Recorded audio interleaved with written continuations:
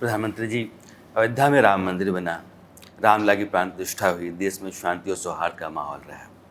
इसी दौरान इकबाल अंसारी आते हैं और चूंकि वो अदालती लड़ाई लड़ते रहे, महत्वपूर्ण व्यक्ति भी हैं और उनके हाथ में प्ले कार्ड होता है मोदी का परिवार।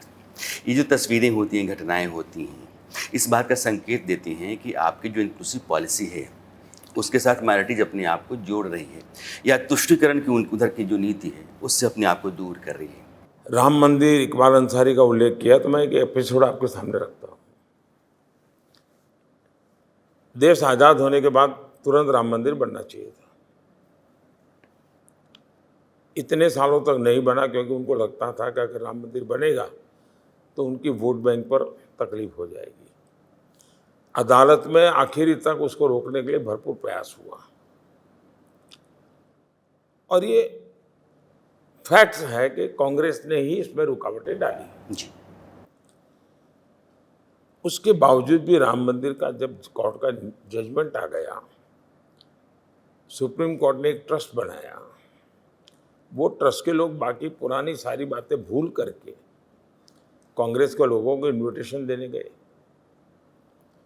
उन्होंने इस इनविटेशन को ठुकरा दिया। वे लोग इकबाल अंसारी पास के गए इनविटेशन देने के लिए। और मजा ये है कि जो जीवन भर बाबरी मस्जिद का केस लड़ा था वो इकबाल अंसारी सुप्रीम कोर्ट के वर्डिक्ट का सम्मान करते हुए शिलान्यास में भी आए और उद्घाटन में भी आए। तो इकबाल अंसारी की जहाँ तक बात करते हैं इस संदर्भ में, अगर आप इसमें से सेकुलरिज्म की चर्चा करना चाहते हैं तो मेरा गंभीर आरोप है कि बहुत ही सोची समझी चाल के तहत गत 75 साल से देश में एक झूठा नैरेटिव गढ़ा गया है। हमारे जन्म से भी पहले गढ़ा गया है। कभी सरदार पटेल को उसका शिकार बनाया गया था और अब शायद चलते चलते जो भी आएगा, आज मेरी बारी है, कल कोई दूसरे की। ये जोर जोर से सेकुलरिज्म क्यों चिल्लाते हैं? इसलिए चिल्लाते हैं कि उनको जो उनकी कम्युनल एक्टिविटी है उससे दुनिया का वो ध्यान हटाना चाहते हैं। और वो चोर इसलिए कह रहे हैं कि चोरी खुद ने की है, लेकिन चोर उधर तो लोग उधर भागेंगे। ये उनका खेल चला है। मैंने उनको सामने से ही पकड़ा है कि आप ही कम्युनल हो।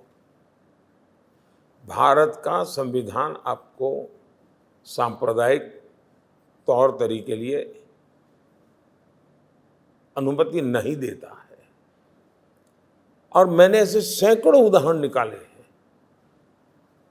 और जैसा मैंने अभी थोड़ी देर पहले कहा कि उन्होंने मुसलमानों को संपत्ति का कहा था, तो मैं उनको पूरी तरह एक्सपोज कर रहा हूँ। लेकिन उनके जो नैरेटिव बनाने वाले हैं वे उनकी बात को छुपा देते हैं और मेरे मुंह से मुसलमान शब्द निकला तो वो कम्युनल। मैं उन कम्युनल पॉलिटिकल पार्टीज के लिए बोल रहा हूं जिन्होंने सेकुलरिज्म का नकाब पहन करके गौर सांप्रदायिकता की है। और इन लोगों में 3 चीजें कॉमन नजर आती मुझे। एक, ये गौर सांप्रदायिक है, ये लोग गौर जातिवादी हैं, ये लोग गौर परिवारवादी हैं।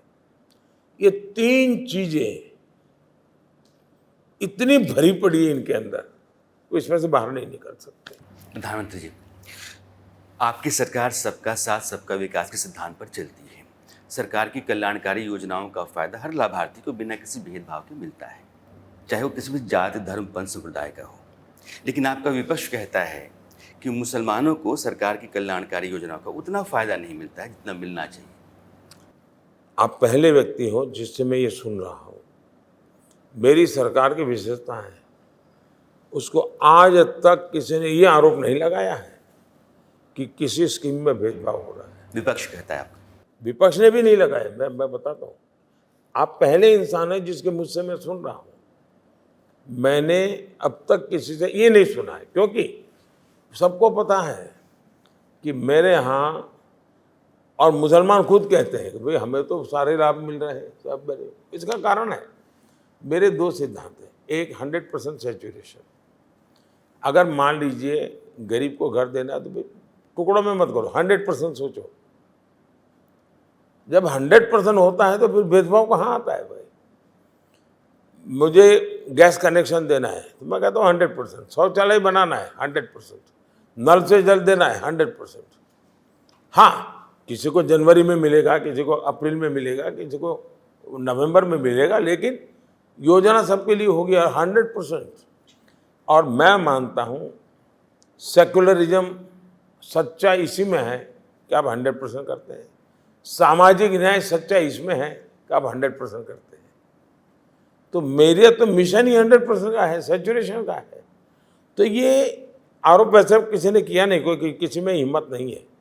मैं गुजरात में भी रह करके आया हूँ, इस विषय में मुझ पर कोई आरोप नहीं लगा सकता। नहीं सर, आप लगातार भागते रहते हैं। अब ये तो आपके वश की बात है कि सुबह से लेकर रात हम लोग देखते रहते हैं। सुबह आज मैं गया 6 बजे जगन्नाथपुरी दर्शन करने के लिए।